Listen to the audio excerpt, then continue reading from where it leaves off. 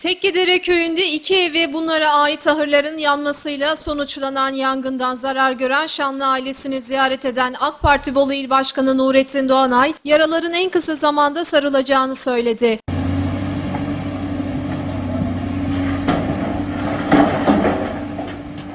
Geçtiğimiz gün sabah saatlerinde elektrik tesisatından çıktığı tahmin edilen yangın sonrası Mehmet ve İsmet Şanlı'ya ait evler yanarken yine yangın sonucunda 2 ahır ve 2 odunluk tamamen yanmıştı. Beraberinde İl Genel Meclisi Başkanı Yaşar Yücel ile birlikte yangının yaşandığı Tekkedere köyünü ziyaret eden Doğanay, Şanlı ailesine ve köy halkına geçmiş olsun dileğinde bulundu.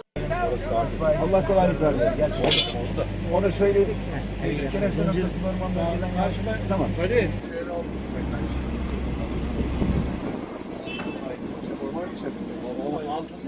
Tekke bölgesinde bulunan çoğu evin eski ve birbirine yakın yapılanmasından dolayı sık sık yangın felaketinin yaşandığına dikkat çeken AK Parti Bolu İl Başkanı Nurettin Doğanay, bu faciaların kısmen de önüne geçilebilmesi için bölge halkından elektrik tesisatlarını kontrol etmeleri çağrısında bulundu.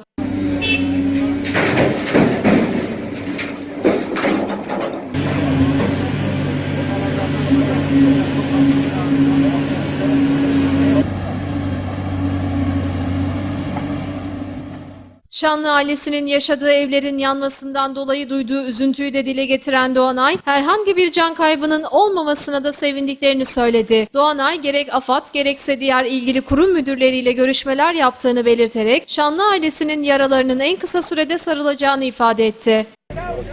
Allah kolaylık versin. Onu söyledik. Gene sonra orman bölgeden yarışma. Tamam.